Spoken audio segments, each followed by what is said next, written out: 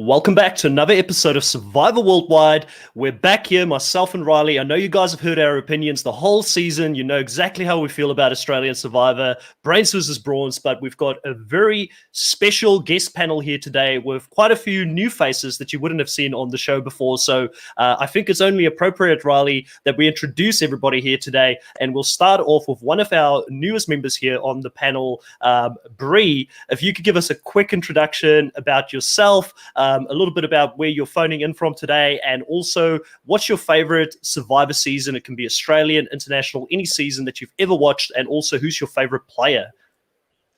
All right, so I'm Bree.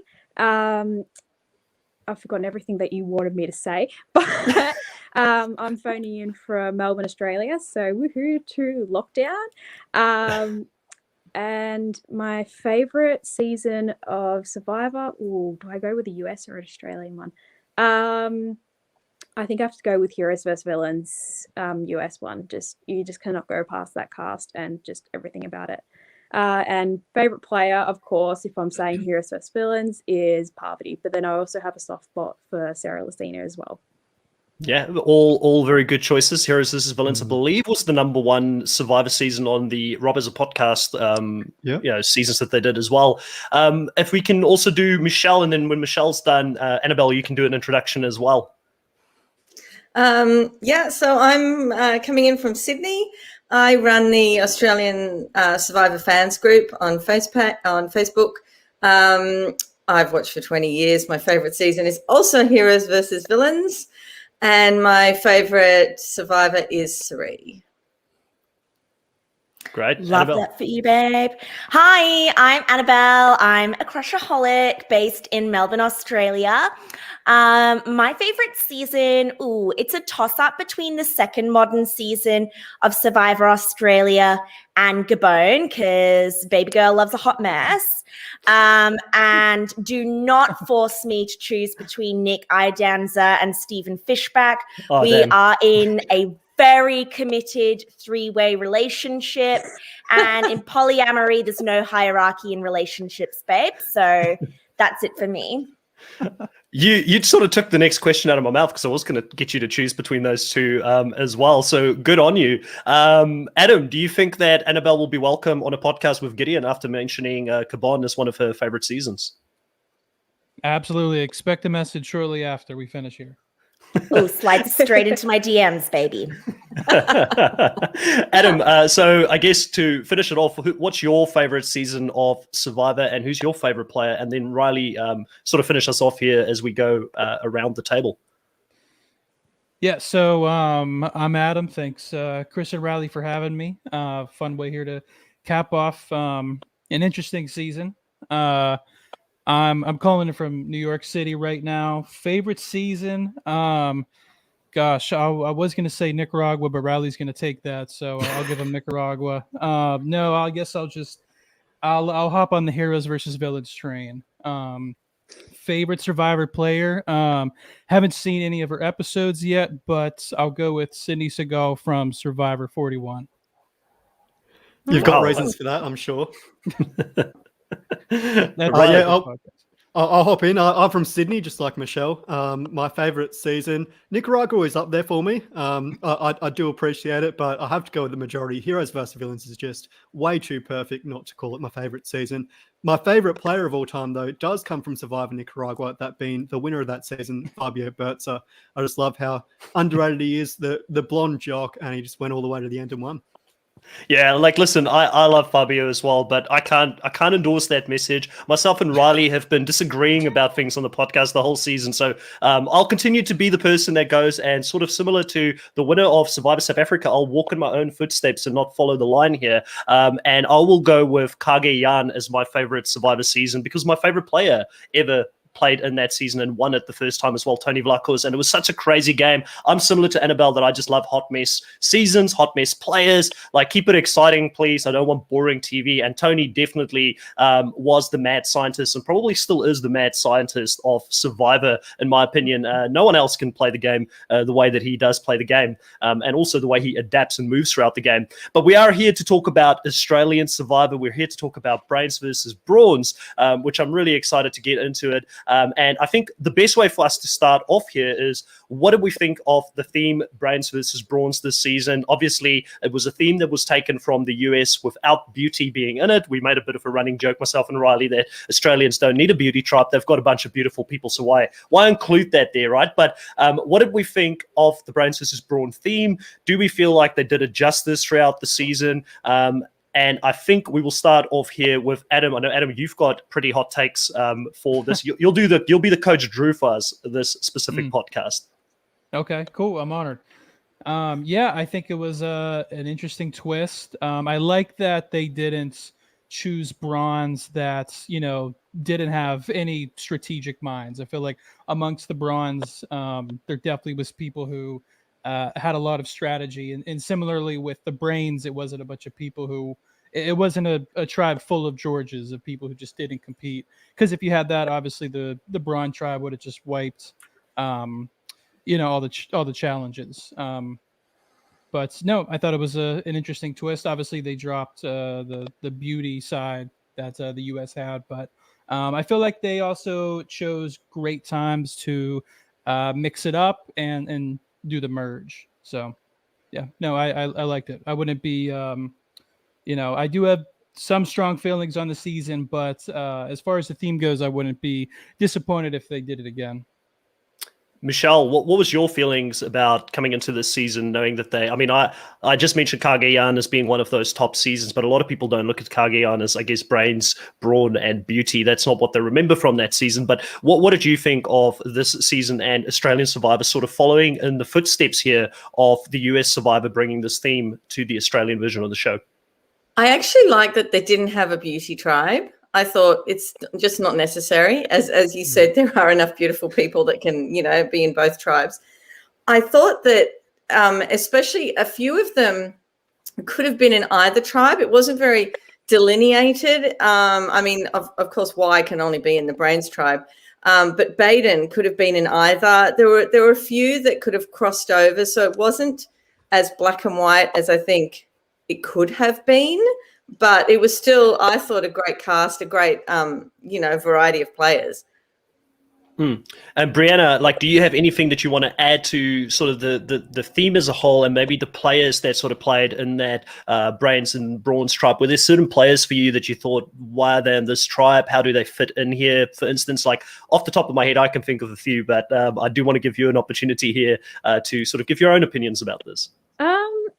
I think the theme wasn't too bad, but a lot of my issues with especially the Brawn tribe was the fact that half of them were just bodybuilders. It's come on, there's a lot of different types of Brawn you can encapsulate here, and you've only managed to put in a gazillion bodybuilders. You saw them all at camp and they're all doing their curls using bits of wood and whatnot. It's come on, guys, you could have picked a bit more variety, in terms of mental toughness and stuff like that as well, if you really wanted to even up the tribes anyway. Yeah. Annabelle, someone that probably looked quite closely at everybody doing those workouts out there on the beach. What did you think of this Brawns and Brains tribe this season? Let me tell you, honey, I had no issue with the number of bodybuilders. That was an ideal number of bodybuilders for a season. Thank you. Look, I think Australia is on an international PR tour to try and be hi, we're the hottest and we're the best at sport. And as you say, it was a missed opportunity to have more of the Australian Aussie battler working class vibe going on Brawn. We're looking at Brains and it's Laura, my job's being hot on the internet. Andrew, my job is wrestling a camel with my bare hands and probably murdering people for fun in my free time. Where make my nerds nerdier. I felt like there was a missed opportunity to lean into the theme. Riley, finish us off here with our thoughts on the theme of Brains versus Brawns this season over in Australia. Yeah, I thought it was a great theme, and Australian Survivor really likes to drum up those versus type seasons. Obviously, we had in All Stars last year, they really promoted the strategic players, the challenge beasts, and all that, and pitting them up against each other. And obviously, we had champions versus contenders for a long time there. I loved it. I thought it was one of the seasons from the US, at least, that would translate perfectly across to Australian Survivor, and it did just that. And I think at the end of the day, we saw that both tribes were pretty evenly matched. And yes, there were some players who could have gone both ways, like Janelle being on the Brawn tribe. I'm still not too sure how being a vacuum cleaner really translates to Brawn too much. But, you know, it's always interesting debating where these different castaways go. I think with her being in that tribe, it probably comes down to what the ladies were saying about that Aussie battler, the blue collar workers over in Australia that kind of put her in there. But they put her into that tribe as one individual that kind of stood out across. And I do agree with everything that the lady said in regards to it. Just I felt like, you know, a lot of them were the same person. They were all Instagram influencers, all models. You know, a lot of them potentially did this to better their own social standing. Maybe not the love for the game wasn't the first thing there, and that's one of the reasons why, for me personally, and we'll get into this next, the person that stood out the most in each tribe, I guess, that left pre-merge, for me, that person, I can think of two people in the Brawns tribe that I really gravitated towards prior to the merge, and one of them would be Simon, because I know Simon is an actual fan of the show. Yes, he was a bit of a bodybuilder. You know, I'm sure Annabelle didn't complain about him walking around in his Speedo quite a bit on the beach, but, you know, he actually did bring a lot to the show, and I think that he's a player that I would love to see come back in the future and get another opportunity. He was outplayed at that specific point in the game, but I also think it's because as a fan of the show, he didn't think that move was going to happen at that point, because it wasn't a great move, and we discussed it on the show. Like, Danny really, in my opinion, made a really bad mistake voting for someone that was never going to go against him at that point. And then the other person here for me in the Brawns tribe that I really thought potentially could have done really well, but maybe it is because I don't think she's the biggest fan, was Shannon. And I think it's because myself and Brief spoken about this before. She gave me that Sarah Tillicare vibe. She's had the same look. So I kind of gravitated towards her due to that. And I thought that she would be an even bigger player than what she ended up being. And actually, there was a lot of big characters if you think about it, because Big D was another really fun character also in Brawns that went before the merge. And for the Brains tribe, I think that maybe, you know, the Brains was such a cluster. They were a mess, let's be honest, before the merge. But Joey was a fun character, someone that I enjoyed seeing on the show, maybe someone that, you know, could add a lot. I know there was a lot of controversial and people saying, oh, you know, he's trying to be like a Luke Toki on the show, but I think he didn't even know who Luke Toki was. He wasn't a fan prior to playing, which I have on good authority. So he was just his own person, but people were putting those comparisons out there. To keep going around the table here, Bree, who were the players within these two tribes that sort of stood out for you here in the pre-merge? Players that you potentially would love to see come back, players that you thought there were some missed opportunities with them. Were there anybody else? Are you in agreement that those are kind of the players that stood out? Well, you already stole Shannon from me. At the moment, I think it was even before the season had started, I saw Shannon, I was just like, yep, queen, can't wait. She screamed Sarah Tillicare at me, and I was sitting there, I'm like, you got this. And then like the first episode where her and Flick were teaming up and whatnot against Simon, I was like, oh my God, like this is awesome. And then she got so focused on trying to get Simon out, I was just like, you've got to be kidding me. Do not throw your game away like this. And then, of course, she continued down that path and resulted in her getting booted. I'm just like, really? You had so much potential. Like, oh, just, it was so frustrating. Other than that, I think all of us were really excited to see Phil play. So when Phil was unfortunately in the position of that crazy ass twist and ended up being first boot, I think we all bit gut wrenched, let's be real. Michelle, what was your thoughts here, you know, in the the pre-merge, I guess, with the players? And were there certain players that you gravitated towards that you thought maybe they were cut a little bit too short? I agree with Bree on Phil. Such an unfortunate twist to go out the way that they did at that spot. But Michelle, what was your thoughts? I was shocked when Joey went out, because Joey was such a character. And I thought, God, he would have been good to see later on after merge as well, to see how he played. Yeah, I was really sad when Joey had to leave. And Simon, I mean, you voiced it yourself. Joey and Simon, I think they could have been big characters, but I think they crashed and burned way too early. Yeah, they were. I don't know. They drew too much attention to themselves, and I suppose big characters do. But yeah, I'd like to see them come back. Annabelle, let's finish this off here with the players here before the pre-merge. Who stood out for you? I'm sure Simon was somebody that you had your eyes on quite keenly. Or Actually, was it? I was a big D gal. Can't say no to a big D. That said, I feel like we got enough of him. We don't need more. Though, if you guys have not checked out his Twitter, you really need to. There is a lot to unpack there, and a lot of fun. I would, however, like to super zoom on the Simon Speedo situation. Now, I'm not too devastated about Shannon and Simon going out pre-merge. We'll definitely get them again. But I don't know if any of you freeze framed and then zoomed on the Speedo. I imagine you probably did.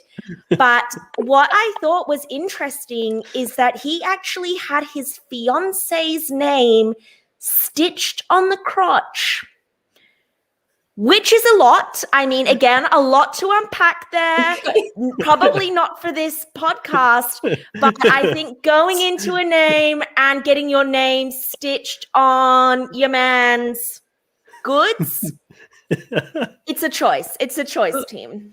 Look, I think that's quite amazing that you have that information. I'm just trying to unpack what you have just said, not about what was on his Speedos. I did not notice it whatsoever.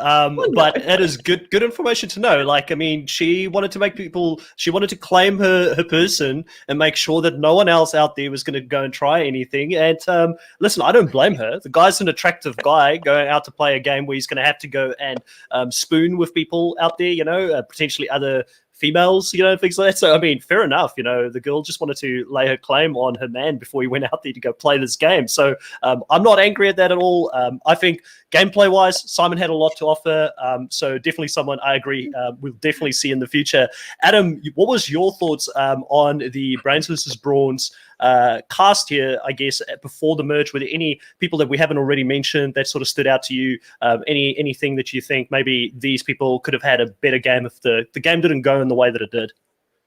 Yeah, I mean, I definitely agree. I think if there's probably one person from pre-merge that I feel like the fans would want back and production would want back, it probably would be Simon. It just seemed like he was a great player and had this love for the game, but it just seems like he found himself on the wrong side of the numbers, like no matter which move he would make. And obviously going out with two, right? Didn't he went out with two idols? Yeah, that's is he the first Australian player to do that? With two idols, I believe so, yes. James Clement did it in US, right? I don't know who else in the US. Riley is normally Kelly. They're the only ones from what I understand. Yeah, Kelly and season 39. But so obviously he's gonna, similar to James, James sort of never lived that down. I feel like when you mention James Clement, the first thing most Survivor fans think of is him, holding up the two idols in his exit speech. Might not be the first thing Annabelle thinks of, but yeah. But if there was maybe one other person that I found somewhat interesting in pre-merge, I mean, I feel like, in my opinion, most of the interesting people did make it to merge. That's probably because they got the most screen time and we got to see their characters because the editors knew that they were going to make the merge. But one person that was interesting at first and then kind of faded away was Mitch. He sort of seemed like at the first episode or two, it was sort of like him versus George. That whole first tribal council was sort of George versus Mitch. And then Mitch was very relevant in the second episode. And then he was kind of like the leader of the tribe. And then he just sort of very quickly faded away and got voted off. Pretty anticlimactic. But so that was an interesting choice. But I'd probably agree that Simon was probably the person I gravitated towards the most pre-merge. So I'd be keen to see him back for sure. Riley. Yeah, I think Simon and Joey are probably the main two, and certainly it seemed like JLP had crushes on them as well. I don't think he hides any secret in who he likes the most. I think the big guys, the Luke Toki and David Gannett archetypes. He often makes his feelings known about that. But a couple of people that weren't mentioned there, Rachel Downey, I thought was someone who I really liked. Just didn't get the time of day. Obviously, in that minority alliance with Georgia and Laura. and George was just creating too much chaos that she couldn't get past it. And Benny Birdo, we didn't get to see anything from him at all. He did get a couple more. He got a couple more confessionals than Sammy did on Champions vs Contenders 2. But if you go back and watch his little preseason package, the whole thing, he is such an eccentric character, living the high life in LA as this, multimillionaire type person. So I would have loved to see that sort of that energy translate to camp, but we didn't see anything of him really. So a shame we didn't see him, but I think that's one of the things of Australian Survivor is often you get those players who aren't edited too much, which is always a shame. So we've got a lot of King George in the preseason, but not too much of the likes of Benny or Chili Philly, which was unfortunate. It's really funny you mentioned Benny because he is one of the players this season that I actually had a couple of DMs with. Super nice guy when you actually chat with him offline. And the thing with him is it's really funny because his bio said that he went through this whole journey of getting rid of all earthly possessions, and he sort of doesn't see the value in it. And then you see this package of him living a high life. It kind of doesn't match up. So and I had chats with him prior to the season starting. So because I was trying to get some interviews and things like that lined up, which he was super engaging and things like that. But interesting character. I don't know if I want to see him back necessarily, but I definitely agree with Rachel. I think Rachel had a lot of potential. She showed a flexibility that you need in Survivor to work with quite a lot of different players at different times within the game. And I also would love to know more about her relationship with Hayley, because it seemed like in that early stages, her and Hayley were the two people that were sort of pivoting within the middle. Potentially Rachel had that way spot with Hayley at the early starts of the game where they could move together, but she kind of got split. And that's the thing about Survivor. Sometimes you get swap screwed and you get into a swap situation that you just can't get yourself out of. It's not because she was a bad player. She just ended up landing in that position and that time in the game. Now, I do want to talk about the elephant in the room. And I know that this is where Adam is going to have a lot of opinions, and we're definitely going to start off with you, Adam, on this one here. What did you think as a whole about the twists this season? Because there was a lot of twists this season, right? Yes. I think there was too much, to be honest. Coming from an American? Yeah. And it's like, and I agree with you, by the way. I'm just saying that jokingly because I do think that this season jumped over the US when it comes to twists, but sorry to interject and sort of stop your train of thought there. Yeah, I feel like even compared to US seasons, I don't know if maybe David versus Goliath had more, but I don't know. I feel like this might be the season that I've seen. There's still some South Africa and Australian seasons I have to see, but it seems like this might be the season that has the most twists. And it seemed like a lot of times the twists came at a time that was so beneficial to sort of the golden boy or the face of this season, which of course was George. It seemed like every twist that came to somehow save George. Like when Kara gave up her idol to save George, she like conveniently was like, "Oh, you're not actually eliminated. You're just on the other tribe now." I'm trying to remember there was so many twists. I'm like having trouble even remembering all of them. But the one player, I think it was Andrew, was the only person who got to vote. Exactly. And then the smashing of the urns. I don't know. It just seemed like anytime George, and I don't want to take anything away from George because I think he played a great game, and the main reason that he got so far was because of the moves he made. But it just seemed like he and Kara found like half the idols, it felt like, and maybe that's just because they were looking for it more. That's what the edit has you to believe. But like most US seasons, people will come out and say, I looked for 4 hours a day, and on TV they never showed me looking for it once. So I don't know, it just seemed like every twist was designed and engineered and inputted in the game at a perfect time to save George.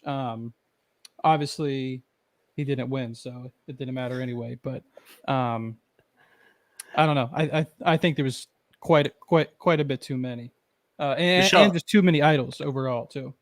Yeah. I mean, there was at one point, I think myself and Riley were joking, like 6 episodes, and there were more idols in the game at that point than people eliminated, which was quite funny to see. I think it was like 6 idols already in the game and 5 people eliminated. And this is a fact. Go back and check it. Michelle, what's your thoughts on this season full of twists? Don't have Redemption Rock if it's only going to benefit possibly 2 people or 1 person. Have it going for at least half the season, so a lot of people get a turn there, and it doesn't look like you're favoring a couple of players. Right. The urns, a little bit sketchy. Did they all have the same message in them? You don't know. That's what a lot of the fans were saying. And swapping the idol after you're voted out, no.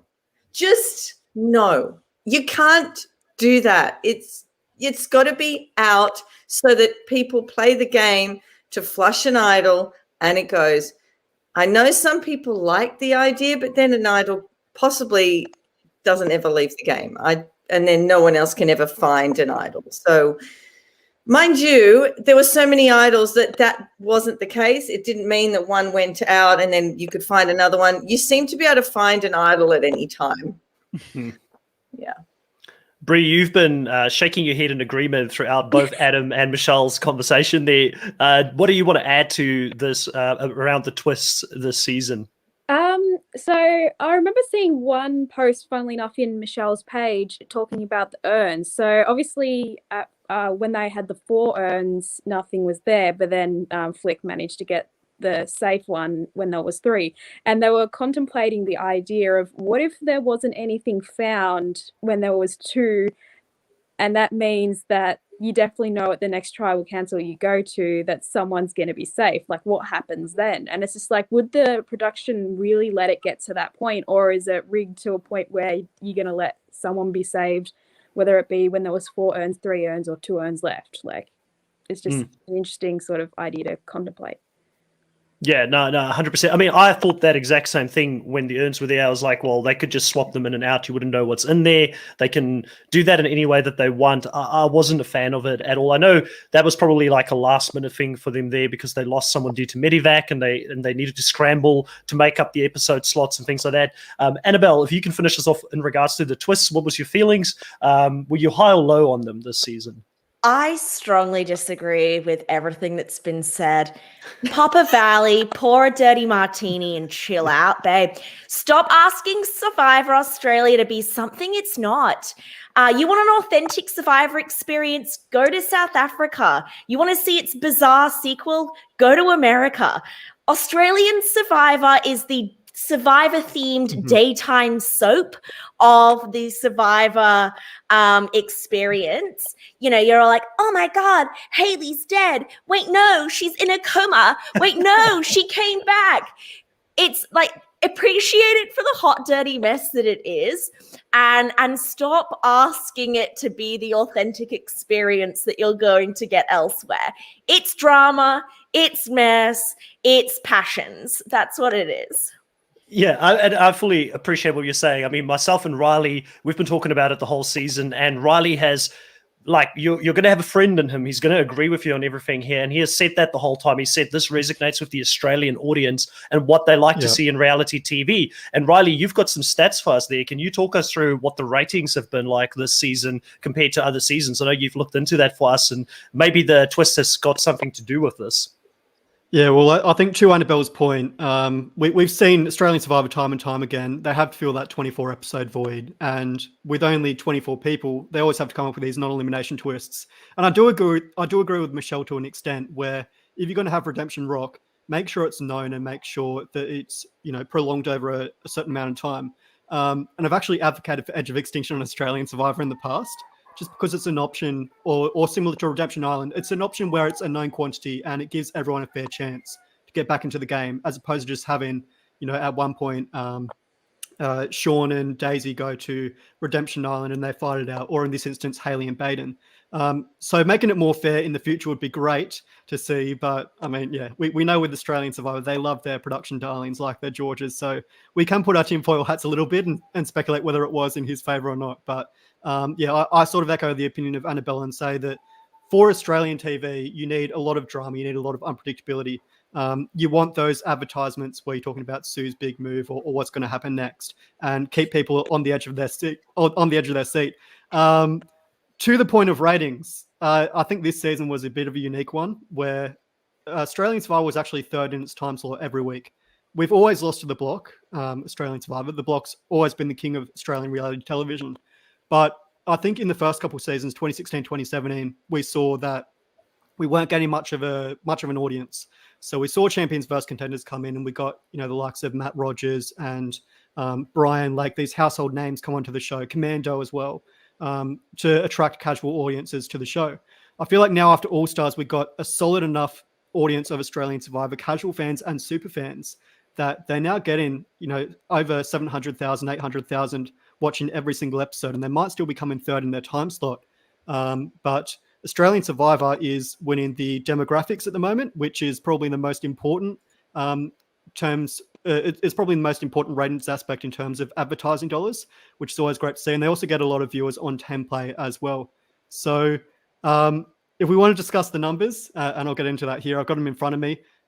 It would be the Australian Survivor is the third best show on the 10 network after The Masked Singer and MasterChef. So I think it's great to see that it's really solid and it's built its place on 10's calendar now. And from what I've heard, we might be getting 2 seasons next year as well. So hopefully in the future, Australian Survivor continues to perform strongly in the ratings, and we can see it, go on and on forever, like we've seen in the US, and we don't have to worry that it might be cancelled sometime soon.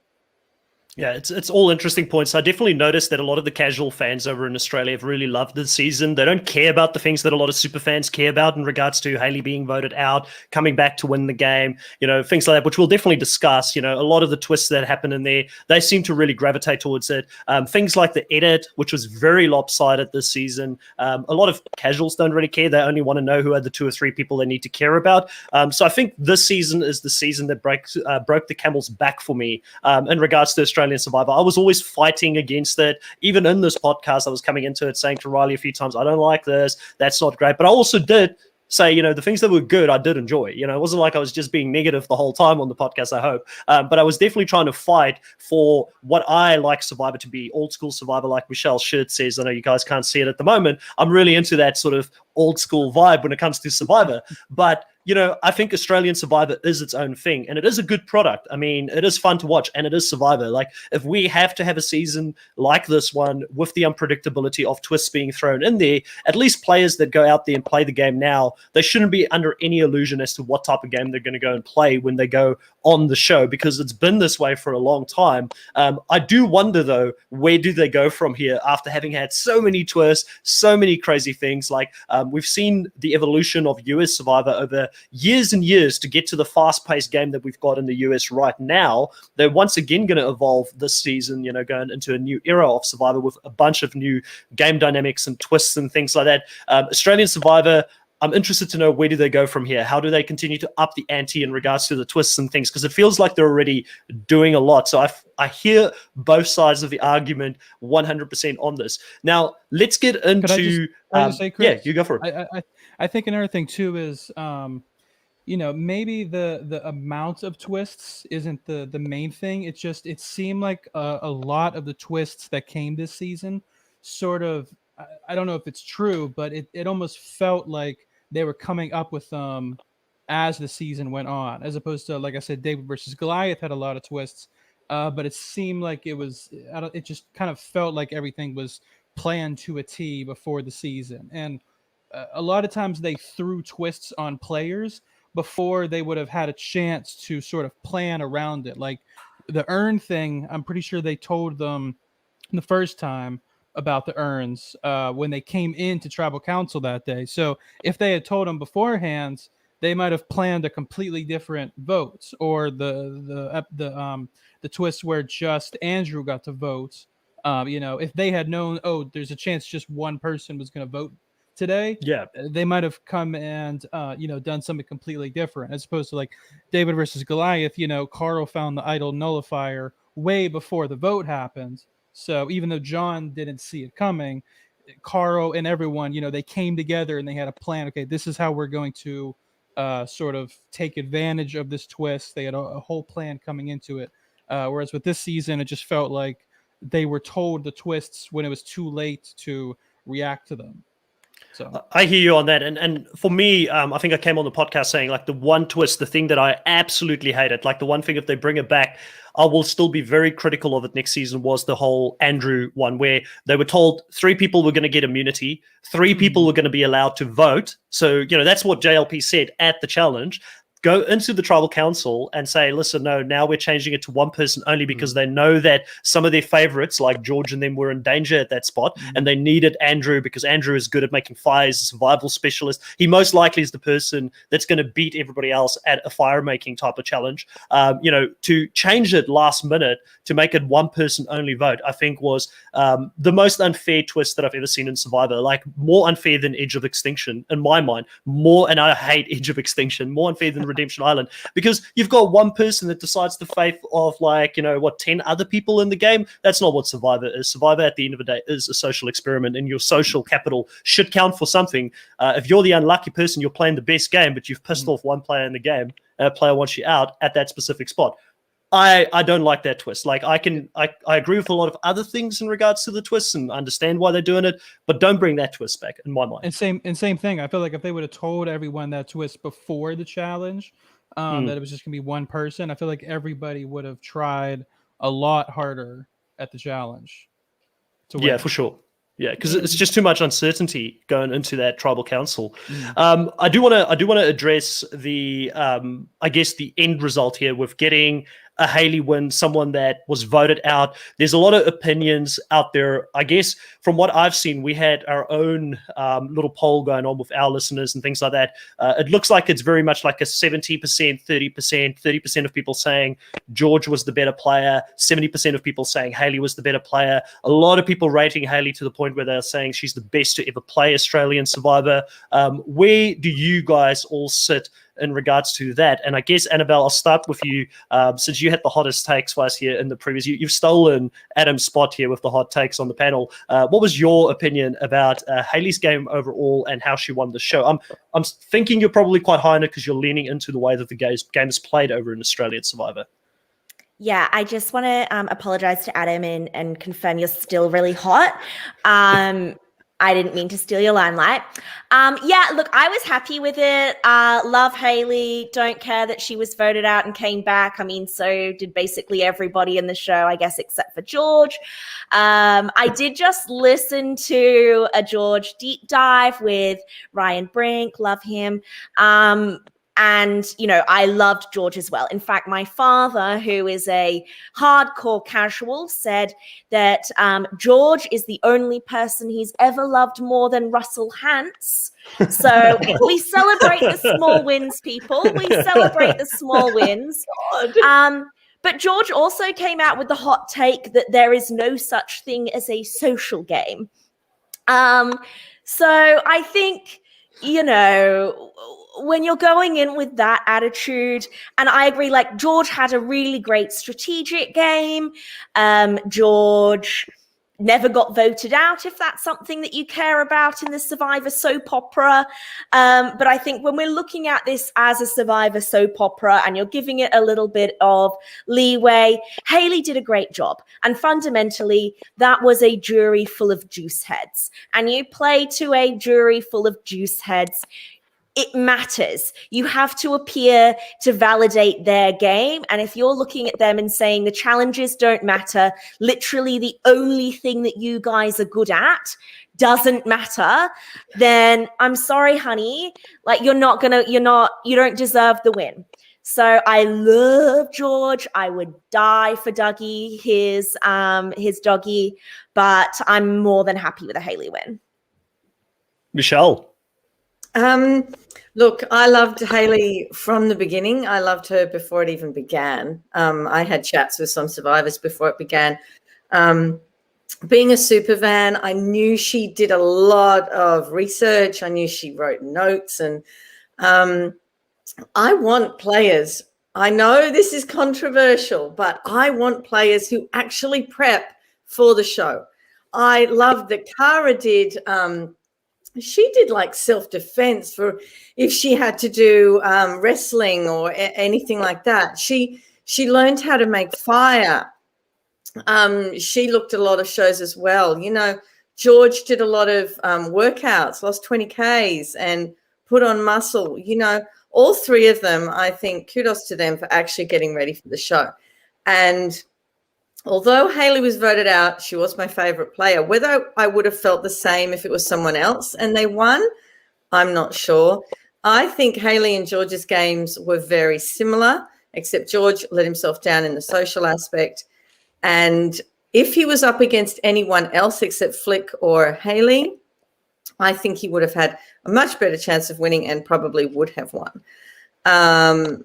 In saying that, I think he played a great game. But, you know, to what, like Annabelle said, the jury was very brawn, all about challenges. He needed to pander to that, and he just didn't. Yeah, 100%. I mean, doesn't it really talk to the season when you've got two really strong players like that Brie at the end going up against each other? And there are some fans, like I said, the majority of people are saying Hayley is definitely the better player. She deserved the win. But there are still a faction of George fans out there that are very passionate about George's George's game, I guess, as well. Doesn't it talk to the strength of the season when you have got two strong people here at the finale, probably the two best players ever to make a finale together in a final two? Doesn't that talk to the strength of the season and specifically, I guess, you know, where this is going to rank ultimately in everybody's minds when they think about Brawns versus Brawns 10 years from now? Yeah, like that final two, I like just the way George was promoted like pre-season and during like the pre-merge. Everyone was like, he's going to go early, blah, blah, blah, blah. He might go early merge, and then it kept going and he was still going, and which like, is he actually going to make it to the end? Like, and people started like figuring out like the way the story was going. This is all explaining like his massive downfall at the end potentially. Like, it was just, I don't think anyone really expected George to do as well as what he did. So to watch that unfold was quite frankly just remarkable. In terms of Hayley, I'm definitely more of a Hayley fan because like she was booted out. Yeah, that's as Annabelle and everyone else has been saying, it's a twist in the game. You've got to deal with it. She was booted out. She was booted out unanimously. And she came back in straight away. No other players had been booted. And she made it all the way to the end. All everyone had to do was to sit there and agree and be like, same person is going to go and we can continue playing the game from there. That's all they had to do. But nope, the Brawn got in their heads and started picking each other off, and she just slid straight on through. So you know what? I give her all the credit in the fucking world. Like, let's be real. She did incredibly. In terms of George, like, you can say, yeah, he was lucky. Yeah, he was not lucky, blah, blah, blah, blah, blah. Quite frankly, I enjoy his game a lot because he reminds me of, okay, hot take. If this was a USA themed season, where I feel like the USA values strategy a lot more, not so much the social game and not so much the challenge aspect. I mean, you look at players like Suri who are admired like no tomorrow. I almost feel like if it was a US season, George would have won. Yeah. I think that's a fair point, and I think we're going to go over to Adam now next with his perspective as a US fan. And you know, what do you think of George's game in regards to where? Because I haven't actually heard that in the way that Bree just put that out there, but I think it makes me even think about my own views about this season and maybe what do I value more in a season of Survivor as well, and how much the US Survivor may have influenced me growing up watching that show as the show that sort of started it all. Yeah, I agree with what Bree just said. I think in a US season, George would have won potentially even unanimously. It's, you could make the argument that like, oh, Chris just won somewhat recently, but I feel like Chris's situation was a little different than Hayley's in the sense that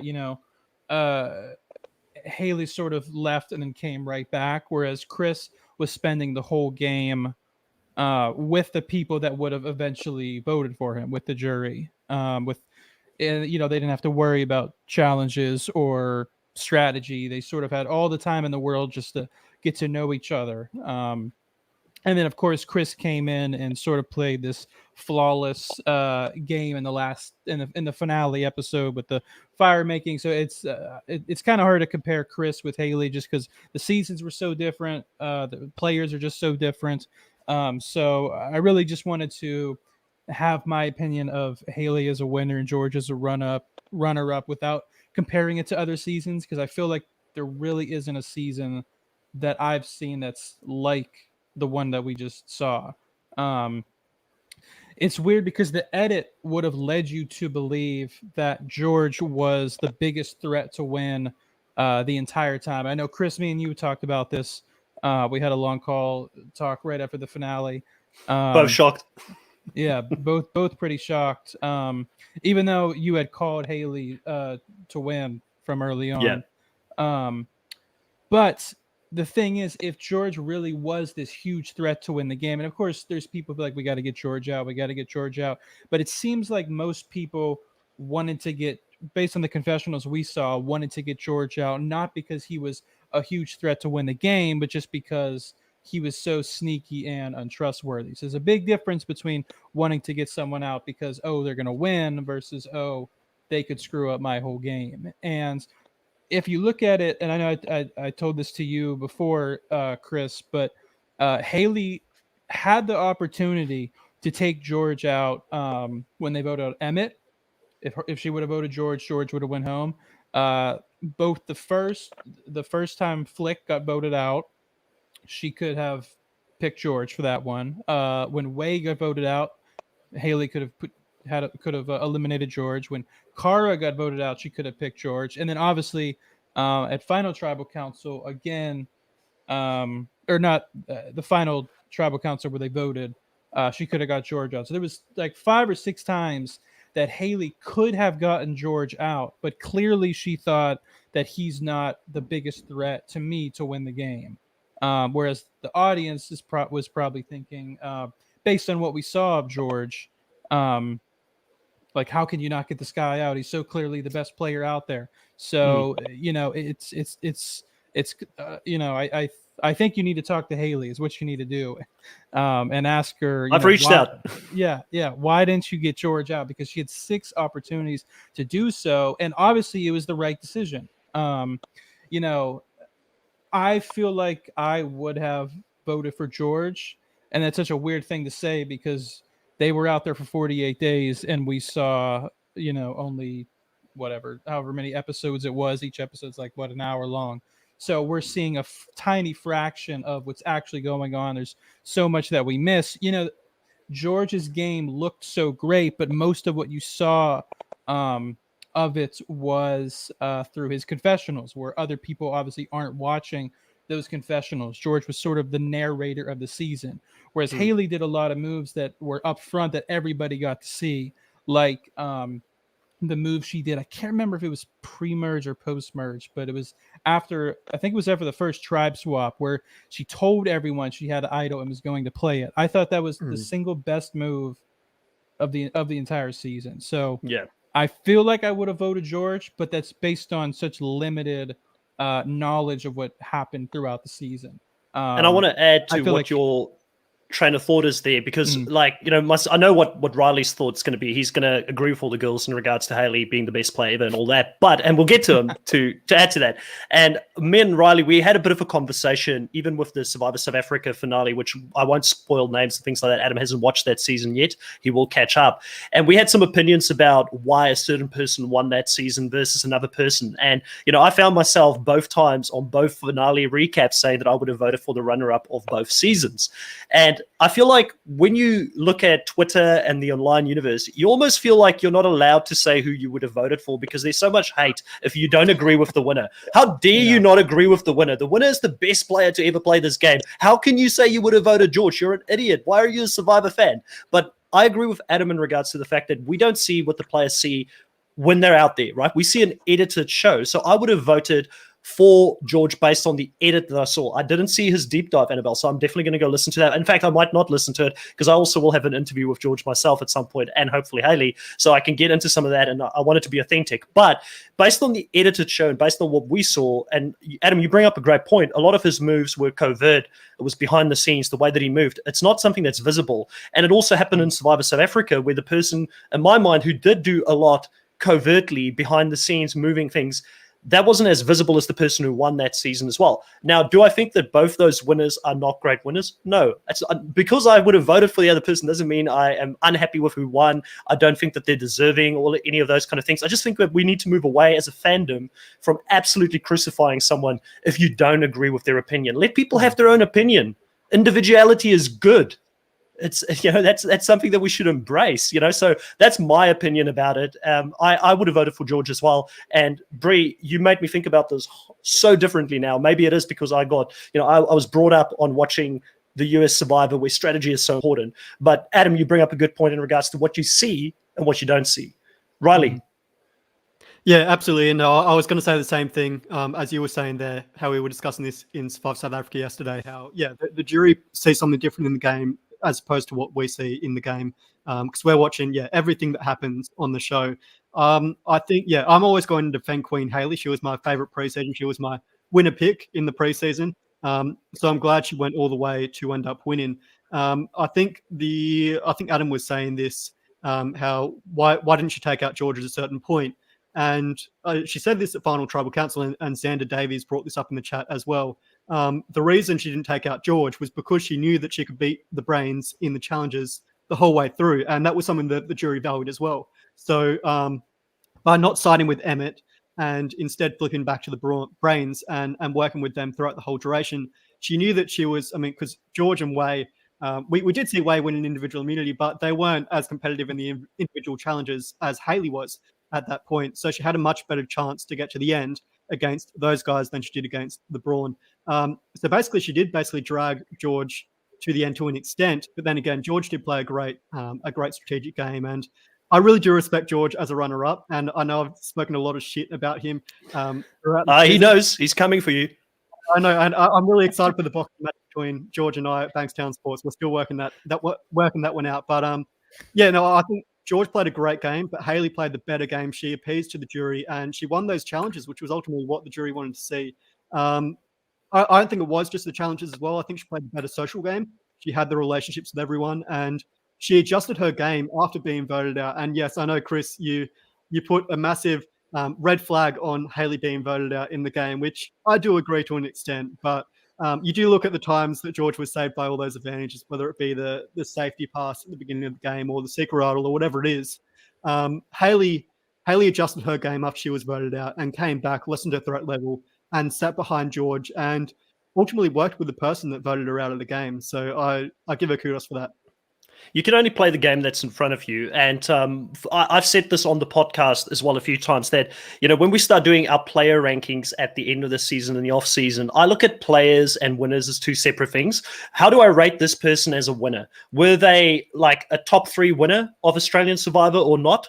And are they a top 3 player of Australian Survivor? Basically, you know, the best player doesn't always win, but the best person always wins, if that makes sense. Like, I do respect who wins at the end of the day. I do respect the opinion of the jury because they know more than us. They were out there. They felt a certain way playing with this person. They get, you know, it's kind of like when you work with people. I think we all can relate to this now, being on Zoom calls and Teams meetings and things like that. And similar to how we interact here right now, you can only get that much from someone over a screen on a computer or on a TV screen. But if you're spending every second of the day with this person, you're sleeping next to them, you're snuggling with them, you know, you hate them because they've got certain things in the morning that pisses you off in their routine, you know, that's a different level of gameplay that is happening out there on the island that we as viewers cannot understand. So that's why the jury's opinion of who's the winner always matters more than any fan's opinion. Doesn't mean that you can't have your favorites, doesn't mean that you can't disagree with the final vote. I am a lot more careful about calling juries bitter these days because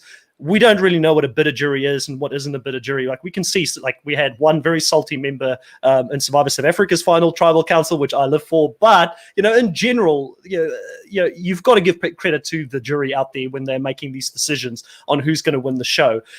So I do want to make another quick round here to cap it off on both Hayley and George. And I want to have you guys sort of give us an opinion. Where does Hayley's win rank for you in Australian Survivor compared to others? I'm going to put you on the spot here. Don't worry. She might listen to this podcast. So Michelle, you might have to be kind if you've already spoken to her a few times, but where does Hayley's win rank for you? And is George the best to never win?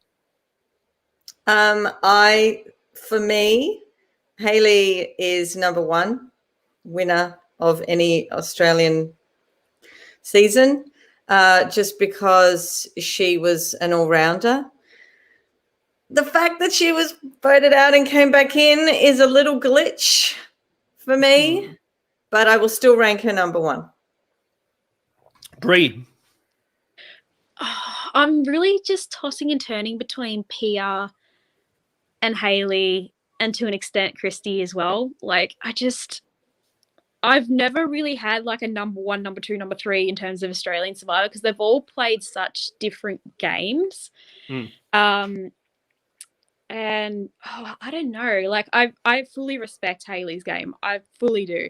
And I think considering the game that she was dealt, yes, she screwed up and got herself booted. And yes, she was lucky she had Redemption Rock, but you could say the same thing about the Final Four when they were all half booted or saved by gazillion idols and the rest of it. I don't know. I think the one thing that stands out for me with Hayley over someone like Pia is the fact that Pia had a meat shield within Janine, whereas Hayley was working more so. I mean, you could argue to an extent that George was her meat shield. You could argue that. But I think people knew she was more of a threat and still did not get rid of her. And I think that stands out with her specifically more so over someone like Christy and Pia. Yeah, flexibility. Hayley had that flexibility. I mean, Pia wasn't tested in that same way, so I get where you're coming from in regards to that. Annabelle, how do you rate Hayley's win? Where do you put her in your winning rankings? Actually, before I go on, Brie, what do you think of George and also Michelle? After that, where do you guys think George ranks as a non-winner? Do you think he's the best to never win? Would you have him in your top three? Is it still Luke Toki, or do you have someone else?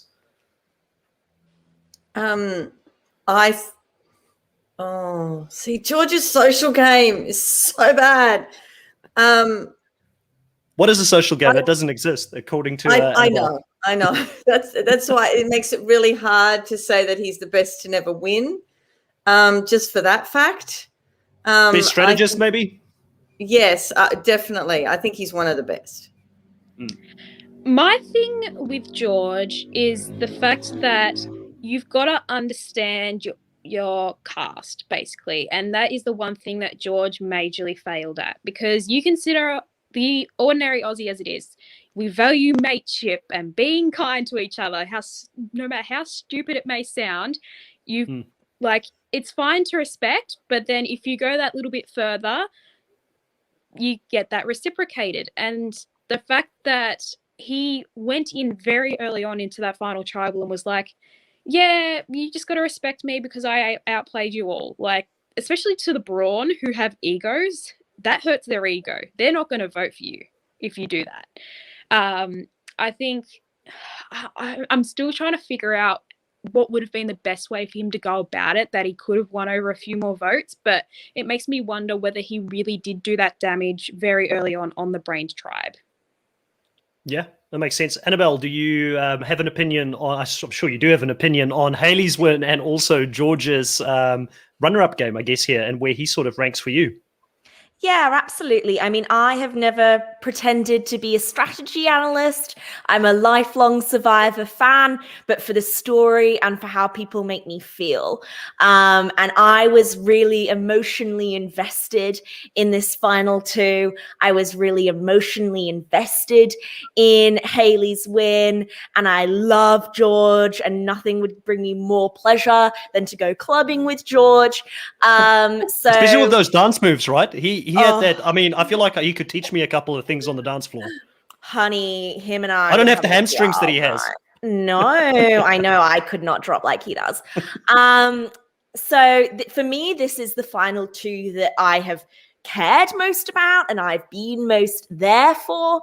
And so yeah, love that. If I'm ranking best, for me, best isn't who played the best game strategically, it's who brought me the most joy. And these guys, they spark joy, honey. So number one winner, number one never to win. Is that what I'm hearing? Totally. For Australian Survivor, yeah. Love it. Love it. Lean into it.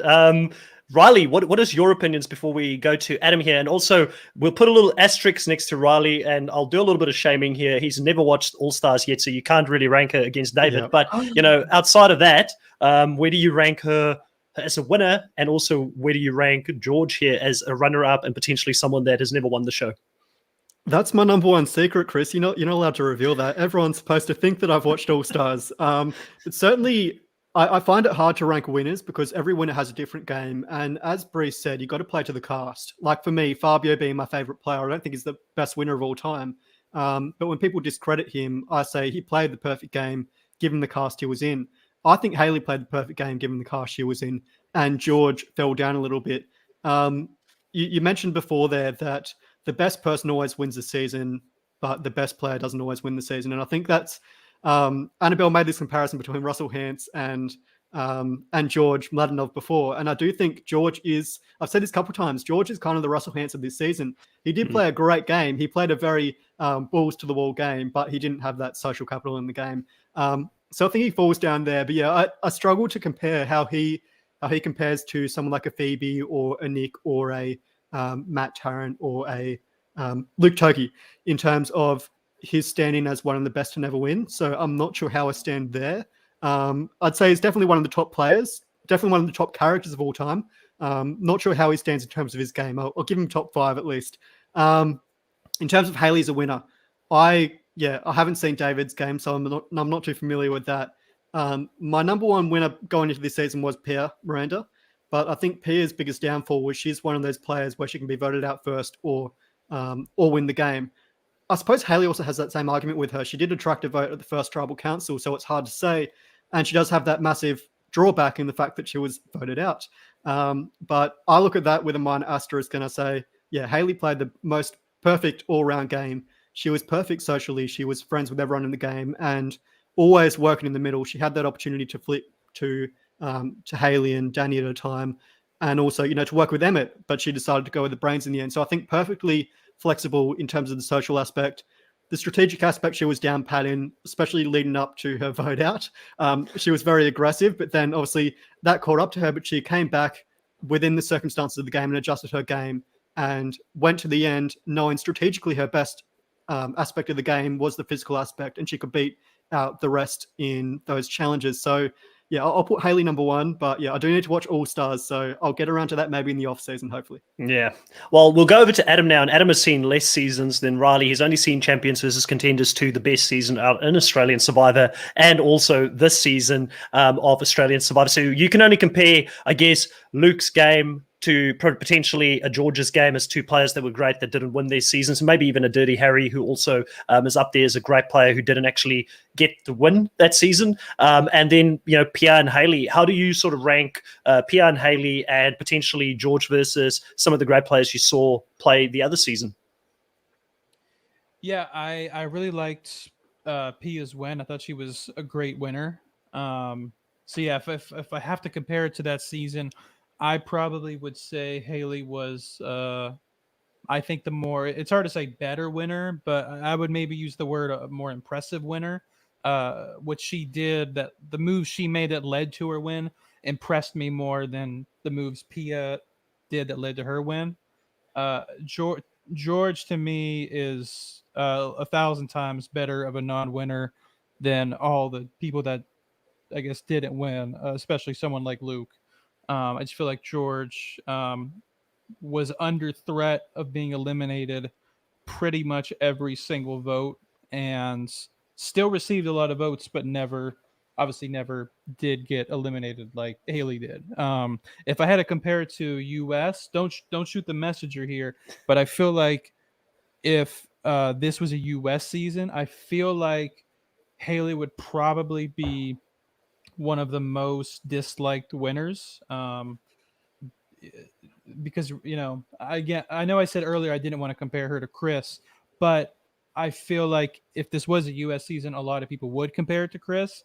And over in the US, it's sort of like when you rank every winners, it's like really you're just ranking all the winners 1 to 39 because Chris is sort of just way Played a different down game. there. Again, don't shoot the messenger. I don't know if that's my belief, but I feel like that's almost everybody over in the US's belief. So I don't feel like Haley would have translated as a very popular winner in the US.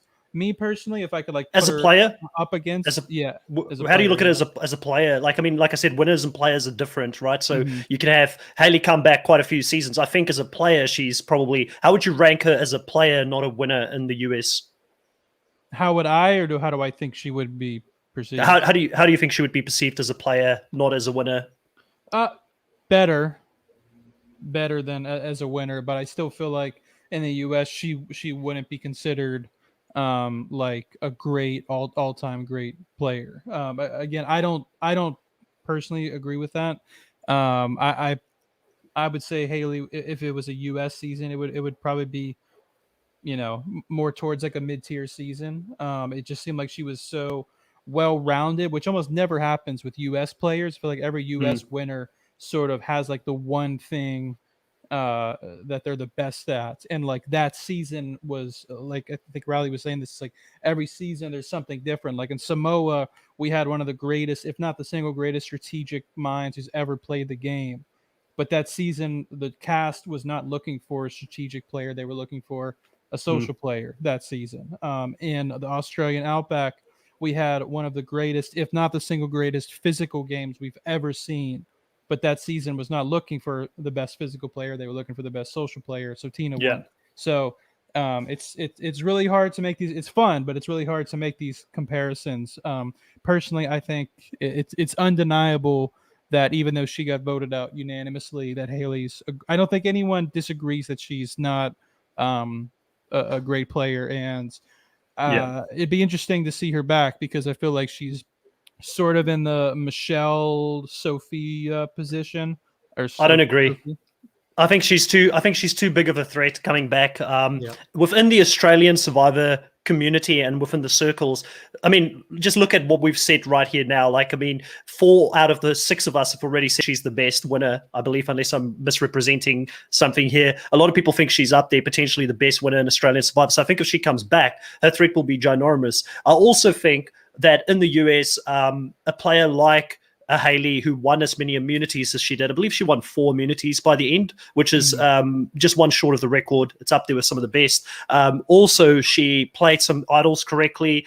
She's a very strong female player, which a lot of the US fans really resonate with. I actually think she would be a super popular player, but I do agree as a winner, because of how she won, because of that bracket, they probably would look at her game separately to that. But that's why I like to distinguish between what is Haley like as a player and a winner. And like you said, it's all, at the end of the day, we're representing, we can't represent a whole country. We can't represent all of Australians and say, hey, the whole of Australia will say this, or the whole of the US will say this. We're sort of speculating on what we think people's opinions are out there from what we've read. But I am going to disagree with everybody here to a certain degree in regards to who's the best winner. To me, David Gannutt's the best winner. Let's stop the madness, guys. I mean, come on. The guy dominated his season. He made the season boring, like the best players do. Boston Rob, when he won Redemption Island, made the season boring. Kim, when she won her season, made the season boring. Rob Bentelli in Survivor South Africa made his season boring because he was the best player. When the season is boring, it doesn't translate into a fun season for viewers sometimes to watch, but it shows you how much of a control that player has on the season, how much they dominated. And I don't look at David Gannutt's win and say, oh, well, David Gannutt also got voted out in another season, so we can now look at them at the same. No, it's 2 different games. Like, I look at Tony Vlachos and Kagian as one of the best winners ever. Winners at War, he's definitely the best winner ever in my mind. And then in Game Changers, he's one of the worst players to ever play the game. You've got to look at it individually and say, these players, the game they played there, where does their win stack up? And it is hard. I do get it. It's hard because there's different players, different people would perceive it differently. But for me, I've seen a lot of this out there, a lot of people thinking she's the best player. She is definitely one of the most impressive winners in Australian Survivor. There's just no ifs or buts about it. But Riley, you need to go watch All Stars so we can do a retrospective on that season and do a deep dive, because really David Gannett, even if he made the season boring, to some people, if you're not a David Gannett fan, he still, at the end of the day, dominated. And his amount of flexibility that he has in the game, because, I mean, the guy, and I don't want to spoil too much here for Riley, but the guy had to find a way to the end, and he didn't have a solid road pre-merge. It only really after the merge, he really found himself in a spot where nobody could touch him, but he had to move around, and he didn't have just one core alliance all the way through from the pre-merge stage into the merge. He had to actually move and be adaptable like someone like David Gannett can be. And I think Hayley has proven this season, she is someone that when she gets voted out, she comes back, she changes her game. She's adaptable, she's flexible. That's what we want in a winner and in a great player. So for me, definitely the number one player. But I also want to go and do another quick round here. I'll probably touch on, with the three special guests here, Adam, if you don't mind, on this one specifically. But what did you guys think of Australian Survivor playing in Australia? The location, how did you guys feel about this location? And how do you feel about the fact that we're going to see another season over in Australia? Do you think that this was a good advertisement for Australia? If international viewers watch the show, do you think that they would have gained some additional things from watching the season play out there in the Outback? I know that Australian Outback was a very popular season back in the day in the US. I don't know how it sort of stacks up now, but it was big when it played back in the day. Bree, what did you think of this location, and also knowing that the next season is going to be back in Australia again? I honestly love the change up. Just the different scenery in general. Like, you're so used to seeing so many seasons, whether it be South Africa, whether it be US, whether it be Australia, they're all on beaches. You know that all the idols are going to be somewhere hidden away in the trees, and you had a different scenery. And in terms of idols, for example, like the whole area was so open, it made it really obvious you were searching. And you talk about, I've said it a lot in terms of is it sort of rigged for George finding so many idols? But he was constantly on the bottom. So it was sort of it's okay for him to be searching for idols. It's expected. But if anyone in the majority is seen searching for an idol in such an open space like that, what happened? Do they get targeted because they're looking for an idol when they should be feeling safe in a majority?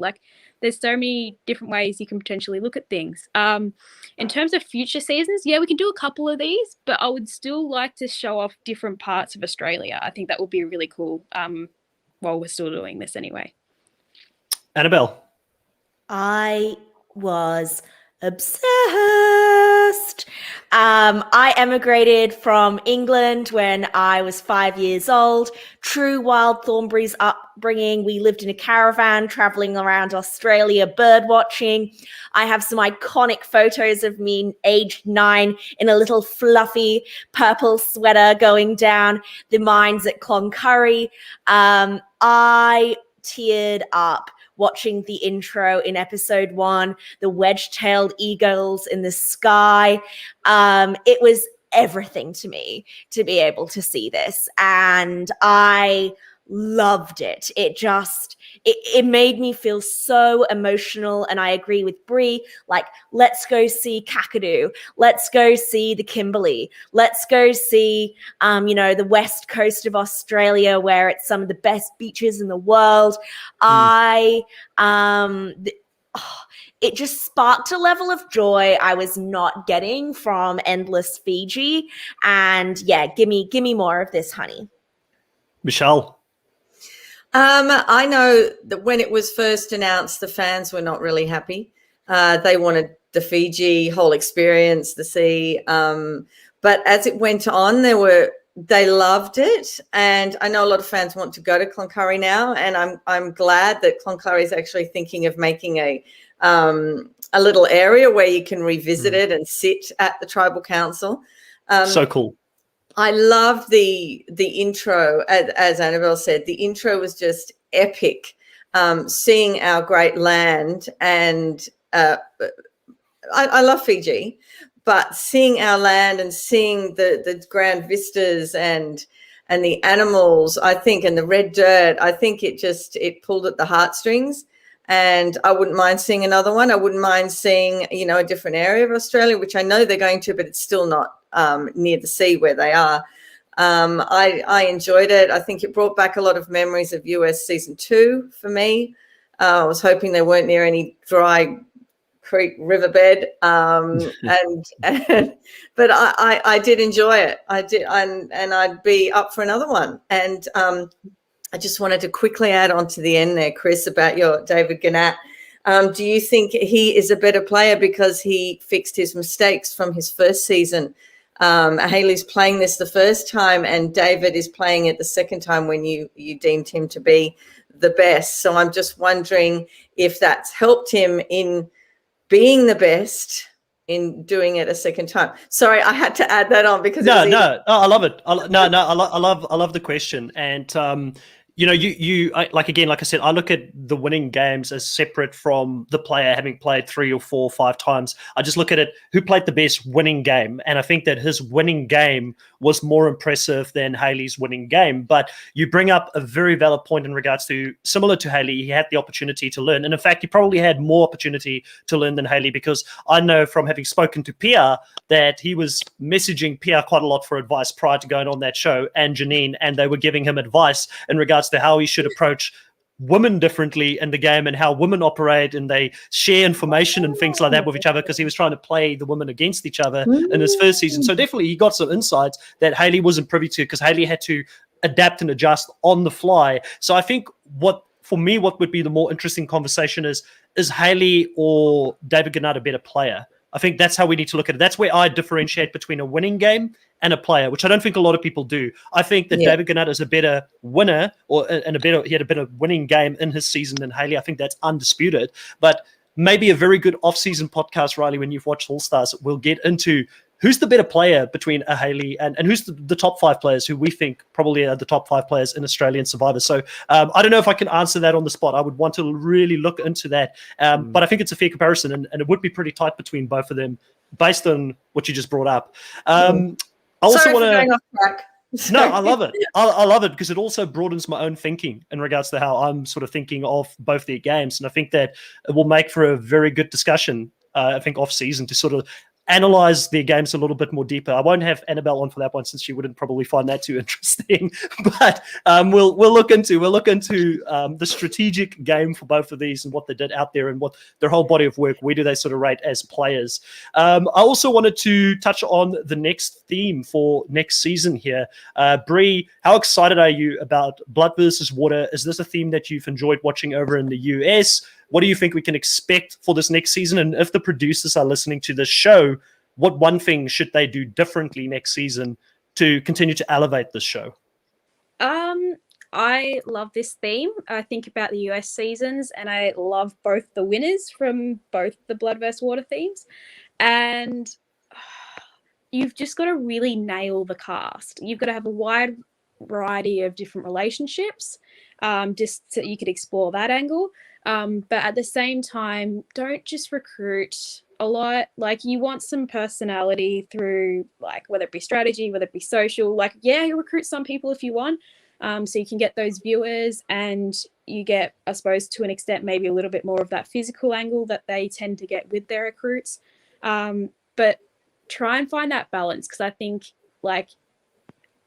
you've got a really good season on your hands if you can get the cast right. All starts with the cast. I agree with you. And Annabelle's someone else that would definitely agree with that as well. Annabelle, what are you looking forward to in Blood versus Water? And what would you like? You know, obviously the cast is a major thing there. What else would you like to see the producers sort of throw at the table and see how that works for this season to continue to elevate the show? Okay, so obsessed with the theme. I also love that because they probably will go hard on the recruits. We're not going to see what we've seen in the US, where they've kind of worked it out, where the singles stick together once their counterparts voted out. So I think that will kind of be it'll be like doing the theme for the first time. What I would love is a really hot queer gal couple. That's what would spark the most joy for me. It was amazing seeing so many complex queer characters on this season, and I would lose my mind over a really, really hot gay gal couple. So that's what I want, producers. Give it to me. Well, let's hope that they're listening to this. I think they might be airing on Monday, so they might have to make some last minute, or they might be recording from Monday, so they might have to make some last minute changes based on the feedback that we're giving them here. Michelle, what do you think about the theme Blood versus Water, moving away from Brains versus Brawns, Blood versus Water, and also what would you want to see the producers sort of try with this next season? Well, firstly, I'm wondering if they're bringing back old players and bringing back their blood with them, or whether they're recruiting totally two new people, the couples all the way through. That would change my thinking as to which one they do. I'm hoping... I think they're bringing back players. Well, that's what I've heard, but I wasn't certain. I'm hearing it from a few different angles at the moment, so I feel like there's some truth in it. Yeah. I would love something like Redemption Rock to go for longer. Give players a chance to actually get back in without it being called a twist, because it would be actually a part of the game. Otherwise, take me for a ride. Let's see what you can do now. Well, Michelle, does Blood versus Water change that for us now? Because we're going to have a redemption island as such. You know, with Blood versus Water, someone gets voted out. They have to go and duel someone else to stay in the game. Will we see duels coming in? I mean, the show is long enough to be able to do deals. I actually think that's the fairest way to do it when it comes to people being voted out and coming back in. Have two people stay there at a time, let them duel. One person goes home each time and the other person joins. And will this potentially, Michelle, eliminate non-elimination rounds moving forward? Maybe they find a special source here in regards to using the redemption rock or whatever they're going to call it next season, or the arena to sort of prevent players from not being eliminated and making it a bit more of a pure game. Because I know, say what you want about Australian Survivor being what it is, JLP is not a fan of non-eliminations either. He's tweeted about it quite a bit. He doesn't like it. Yeah, and it brings it in a way that doesn't make it seem like a non-elimination. And also it tugs at your heartstrings because you think, oh, maybe my player can get back in, and you get all excited, and then it doesn't happen, and you're like, oh God, I'm sad all over again. So it's good in that respect, in that, it prolongs your hope.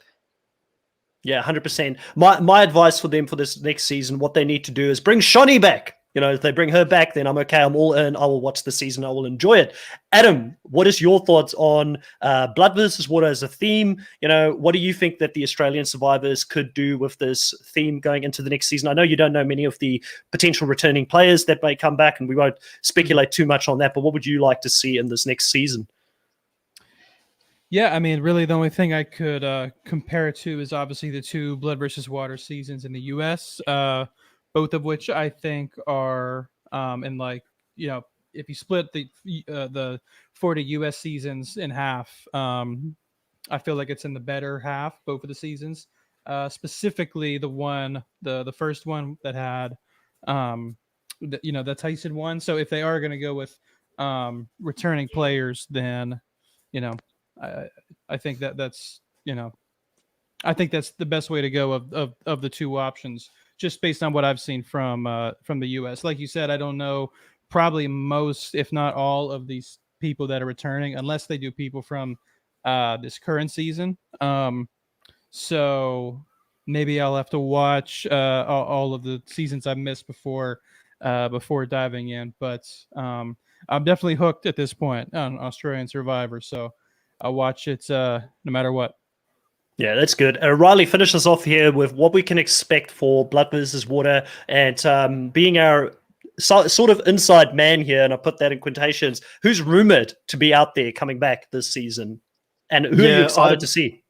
Yeah, I'm not too sure about the rumors. I mean, I think we've all heard that Annalise and Benji might be coming back. The big question is, from what I've seen, TV Black Box, a blog here in Australia that do all the inside information on Australian TV, they've sort of hinted that there might be complete returning couples. So maybe, maybe we get a Shawnella as sort of a friend couple. Maybe we get Benji and Annalise. I've heard Janine and her son even might be coming on. So I'm not sure whether we'll get all returnee couples or returnees and their loved ones, or even newbies, I've heard. So I'm not sure how the mix is going to go. I want to see, though, an actual Blood versus Water twist, the way it was originally intended in the US, which is having a blood tribe, which is, father, son, sisters, those sorts of blood relations, and then a water tribe, which is like your Hayden and your Cat in the US version, just relationships or friends, whatever that may be. ALOLM here in the chat has said Russell and Brandon Hance as a potential couple. And I think, Adam, you know well that Russell did not play Australian Survivor. He's not interested at all in coming back. A good friend of the channel. I don't think Russell's ever coming back to Australian Survivor. And Brandon Hance, we don't need him on Australian Survivor either. No, if they definitely gave not. Russell $2 million, he wouldn't come back. No. Yeah. I don't think Australia want to see him back on Australian Survivor anyway. So I think it's the feelings mutual out there. But I also put a poll up, I guess, at the beginning of this live to see where people rated this season. What did our viewers think of it? And 38% of our viewers said that it's the best season ever. 25% says that it's great, but it's second. Then 25% probably third, and then 12% said lower than top three. So I think the unanimous consensus here is that it is in the top three by looking at where people voted for this season. So overall, I think it was a fun season to podcast about, to recap and analyze. The one thing we didn't really address here, and we kind of ran out of time, is if there's one piece of advice I can give to editors going into this next season, please give us a balanced edit. Like, I picked up that Haley was going to win week one. I called it. I said, this girl's winning. She's got the winning edit. I lost sort of faith in that week two because they didn't give her any confessionals. And then from week three onwards, I was like, yep, she's definitely winning this the whole time. I was very shocked when she got voted out. So I thought maybe they did do a Survivor South Africa on me and really blindsided me here. But I think that they're just a little bit too predictable in regards to who the people are that we should care about and who we shouldn't care about. I understand they've got a story to tell, but when you've got 60 minutes of runtime, on a show such as Australian Survivor, give us more of a balanced edit. Let us get to know a few more people out there. I know it's tough with 24 players, but at the end of the day, more than 3 or 4 people would be great, to get to know on the show. So that would be my biggest piece of advice going into the next season. But overall, I think we're all in unanimous agreement. Australian Survivor is a great product. We will be back next week or next year for it in February to watch it again, regardless of what they do. And I think that, sort of as Australian Survivor ends here, for a lot of us that are super fans that love Survivor, we all started with the US. That's where it all started for us. And it's been a long off season for the US Survivor. I think a lot of us have gone through withdrawals. Adam on the panel here will be running or will be co-hosting with Gideon the Survivor Buffs on Reality Pop moving forward, talking about all things Survivor 41.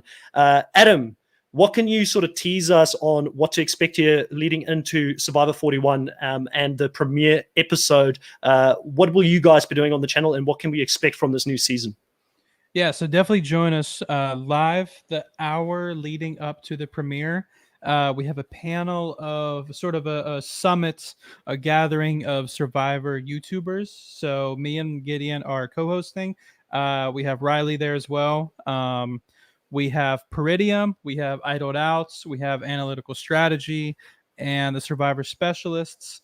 We have a special guest, a familiar face from the Reality Pop channel, and we are going to have a Survivor legend join us for the last maybe, 10, 15 minutes or so, a U.S. Survivor legend. We're sort of just going to be talking about our hopes, expectations for season 41, and we're each going to give winner picks. And from there on out, myself and Gideon will do a day after recap. So if you join us in the U.S., it'd be Thursdays. The day after, around noon every week, we will be recapping the episode, what we thought of it, the elimination, and what to expect, or what we hope to expect the following week. Once the season is over, we have exit interviews. At the moment, we have exit interviews lined up with at least half of the cast. Hopefully we can get all 18 of the cast to come on for exit interviews. But yeah, really excited. We launched this channel back in February, and this will be our first time covering a US Survivor season live. So super, super excited for that.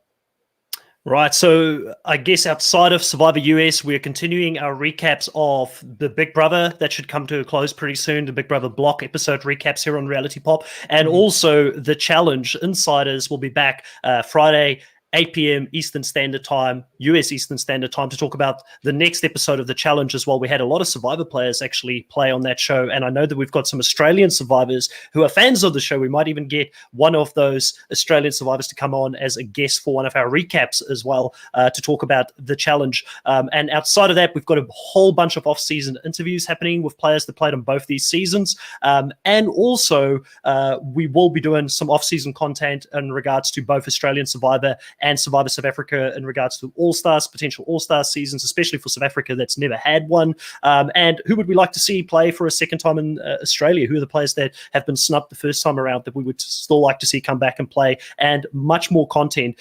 Very special thanks to all three of our guests today here on the podcast. You guys have been great insights throughout. And hopefully we can make this happen again sometime in the future.